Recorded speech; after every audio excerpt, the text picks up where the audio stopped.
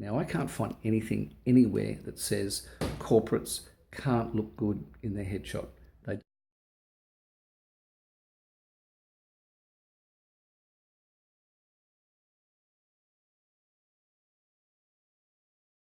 I thought today that I would spend a bit of time talking about my headshots. So I still to this day get a lot of questions about why I do it and how I do it. So I thought I'd start with the why. Headshots have been around for as long as you can remember, in one form or another. Portraits, painters have been doing portraits for as long as they've been painting.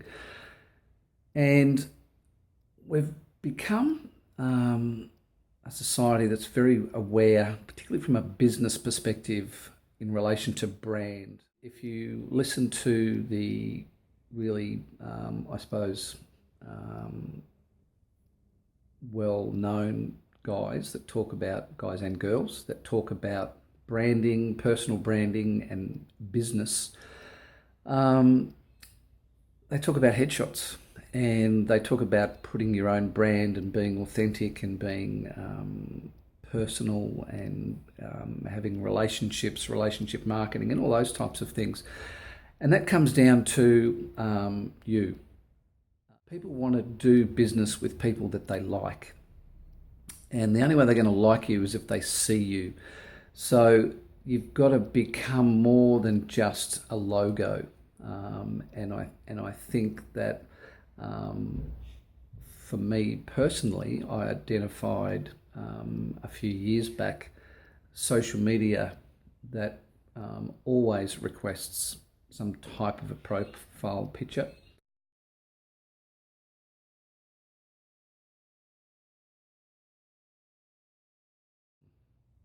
Facebook, Instagram, LinkedIn, probably the main ones that I use, but Periscope, some of these new ones that are coming out now, Snapchat, all of those, they always ask you for a profile picture. The stats coming out of LinkedIn tell me that 86% of people will bypass your profile altogether if you don't have a professional headshot at the top of your profile. So you can be the smartest dude in the whole world and have the best profile and have the most impressive resume, but if nobody's reading it, then what's the point? Going back a few steps to a few years ago where they talked about websites. You can have the best website in the whole world, but if nobody's finding it, if nobody's looking at it, what's the point?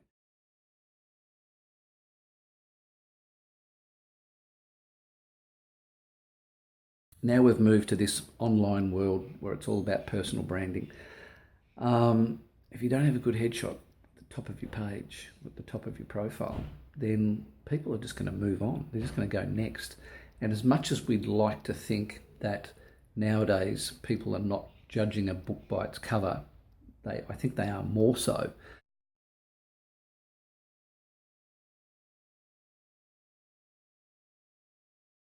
Because don't have as much time. Most people are very time poor. So they've got even less time to make a judgment based on you. And if the only thing they've got is your profile picture, and it's small and grainy and dark and blurry and out of focus, or you've got a goofy look on your face or a fake smile, they'll just move on. They don't care. They'll just next. They'll move on to the next profile, and they'll find the person, male or female, whose profile picture invites them to read their profile. So for me, I did a whole bunch of research about social media and what it means and where it's heading, and personal branding, all those types of things. There's no avoiding it. There's no escaping it. I know there's lots of people that go, "Oh, I don't want to do social media, etc., etc." Bad luck. The world doesn't care. People are doing social media. So if you're not going to jump on the boat, then you're just going to miss out. You're going to be floundering by yourself out in the big sea. Everyone else is jumping on social media, particularly the young people.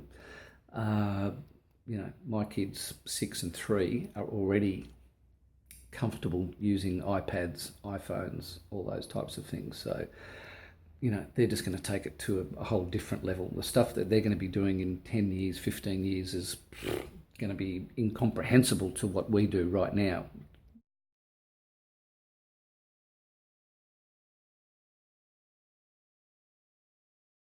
You've got to get on the social media bandwagon, and that means having a good headshot.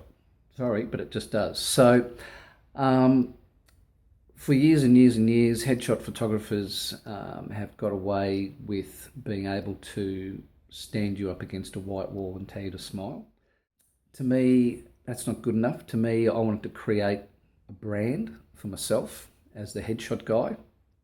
Um, I wanted to be able to, for people to look at my work and go, wow, okay, if they're shopping on price, I don't care. There's going to be dudes out there that are going to do it for $70 and they're going to stand you up against a wall and you're going to get exactly the same headshot that you've gotten for the last 20 years.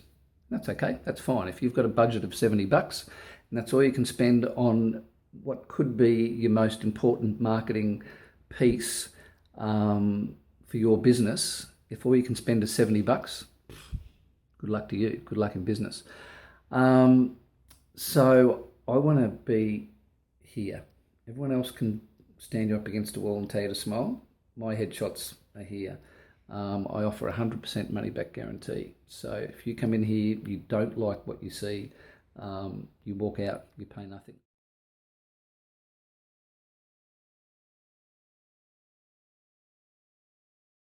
I have a session that's based around two major principles. The first principle is people don't like having their photograph taken.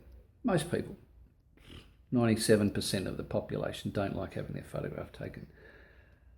100% of the population have probably never been taught how to have their photograph taken. So there's things you can do with your face, with your jawline, with your eyes, with your mouth. Most people have a side, one side that's stronger than the other.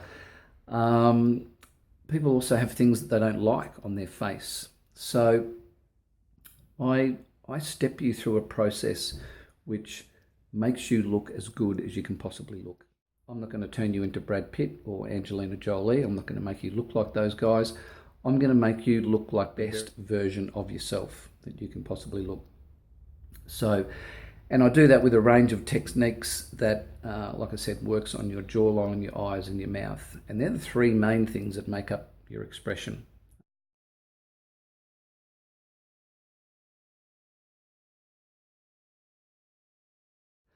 So it's not about the lights, it's not about the fancy camera, it's not about the tripod, it's not about the studio, it's about getting good expressions out of you and finding your look. It takes 90 minutes and I shoot about 150 frames in that time. So I shoot into a big screen, so we shoot a few, we go out, we have a look, we work out your look. So it starts here with the jawline, then we move to the eyes, then we move to the mouth. So they're the main things that make up your expression. So the headshot session is a little bit long. People go, 90 minutes, what are you going to do in 90 minutes? Can't you just take a picture? Listen, if it was that easy, everybody would be doing it. Yeah. Shoot in a horizontal format because our eyes are used to looking at a horizontal format. It actually comes from the TV and the movies. So my style of shooting, which is not dissimilar to what you're seeing here as I'm talking, comes from the TV. When you see a close-up on TV, this is often how people will crop you. Now, our TVs are horizontal, our movie screens are horizontal, our phones are horizontal, our cameras, when they shoot horizontally. So I like shooting that way because people are used to seeing themselves and others in that shape. So that's why I shoot a horizontal format. Like I said, comes from the TV. There are casting directors now in the States that are requesting headshot photographers to shoot people like this so that they get an idea of what they're going to look like in close-up on TV or in the movies. So certainly if you're looking at actors and actresses. Now this style comes from actors and actresses. I looked at it and thought, oh, those guys, they all look really cool. Why can't corporates look cool? Now, I can't find anything anywhere that says corporates can't look good in their headshot. They don't have to look like their suit and tie.